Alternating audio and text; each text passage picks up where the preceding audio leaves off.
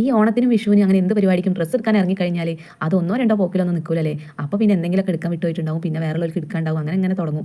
അപ്പോൾ ഞങ്ങൾ ഇന്ന് പോണതും ഒരു ചെറിയ കുഞ്ഞു ഷോപ്പിങ്ങിനാട്ടോ. കാരണം ഏട്ടൻ അന്ന് ഷർട്ടൊന്നും എടുത്തിട്ടില്ലായിരുന്നു, ഏട്ടൻ കൂടെ വന്നിട്ടില്ല, അതുകൊണ്ടാണ് എടുക്കാഞ്ഞത്. കാരണം ഞാൻ അവിടെ നിന്ന് എടുത്തിട്ടുണ്ടെങ്കിൽ അത് സൈസും കാര്യങ്ങളൊന്നും സെറ്റ് ആയിട്ടില്ലെങ്കിൽ പിന്നെ അത് ടൗൺ വരെ മാറ്റിക്കാൻ പോകണ്ടേ. അപ്പോൾ പിന്നെ നമ്മുടെ അടുത്തുനിന്നൊക്കെ ആകുമ്പോൾ അതല്ലേ നല്ലതെന്ന് ചോദിച്ചാൽ ഏട്ടൻ പരപ്പനങ്ങാടിയിൽ നിന്നാണ് ഞങ്ങൾ എടുത്തത്.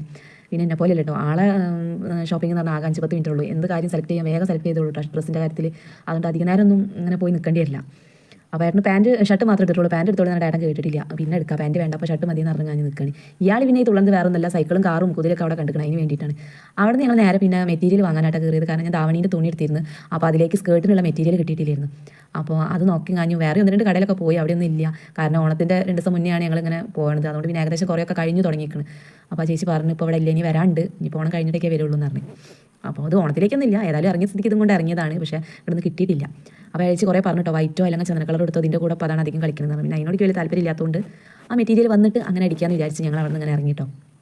പിന്നെ ഞങ്ങൾ അവിടെ എന്തെങ്കിലും കുടിക്കാമെന്ന് വിചാരിച്ചു കഴിഞ്ഞ് അതായത് ഷോപ്പിലേക്ക് ഇട കയറിയത് എന്താണെന്നറിയില്ല. അപ്പോൾ പുറത്തിറങ്ങുമ്പോൾ ഭയങ്കര ദാഹം വിശപ്പൊക്കെ കുറച്ച് കൂടുതലാണ്. അത് പണ്ടേ അങ്ങനെ തന്നെയാണ്. ഇന്നെ കണ്ടപ്പോൾ എൻ്റെ മോനും തുടങ്ങിയിരിക്കുന്നത്. കിച്ചു കൂടല്ലേ, കിച്ചു നല്ല അമ്മേൻ്റെ കൂടെ വീട്ടിലേക്ക് പോകേണ്ട, വലിയ മിത്തുറിനാണ് കൂടെ ഉള്ളത്.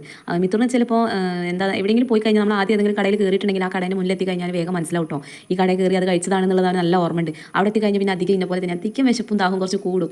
അച്ഛാ വിശക്കുണ്ട് കേട്ടോ എന്നിട്ട് പറയാം. പിന്നെ ആൾക്ക് ഇങ്ങനെ പുറത്തുനിന്ന് ഭക്ഷണത്തിൻ്റെ സ്മെല്ലൊക്കെ വേഗം പിടിയിട്ടുട്ടോ. അപ്പോൾ അവിടെ എത്തുമ്പോൾ തന്നെ പറയും വിശക്കുണ്ടോ അച്ഛാന്നാ ചോദിക്കാം. എന്ത് സ്മെല്ലും വേഗം ആൾക്ക് പിടികിട്ടും ഇന്നതാണെന്നുള്ളത്. അങ്ങനെ ഞങ്ങൾ 3 ലൈമാണ് പറഞ്ഞത്. ഏട്ടൻ ലൈവ് മാത്രം മതിയായിരുന്നു. ഞങ്ങൾ 2 ഫലാഫിലും കൂടി വാങ്ങിക്കണ്. പിന്നെ ആളെ കഴിപ്പ് കണ്ടപ്പോൾ തോന്നിയിട്ട് സ്വതവേ പകുതിയൊക്കെ എണീറ്റ് പോകലാണ്. എന്താവും മുഴുവൻ കഴിച്ചിട്ടുണ്ട്. അപ്പോൾ വിശന്നിക്കണ്. അംഗനവാടി വിട്ട് നേരം ഇങ്ങോട്ട് വന്നതാണല്ലോ, കാര്യമായിട്ടൊന്നും കഴിച്ചിട്ടില്ല ഞാൻ. അങ്ങനെ പിന്നെ അവിടെ നിന്നൊക്കെ കഴിഞ്ഞ് ഞങ്ങൾ നേരെ വീട്ടിലേക്ക് തിരിച്ചു. അത്യാവശ്യം നല്ല ഇടായിരുന്നു കേട്ടോ. അപ്പോൾ ഇത്രയുള്ള വീഡിയോ ഇഷ്ടപ്പെടുന്ന സപ്പോർട്ട് ചെയ്യണം. Thank you.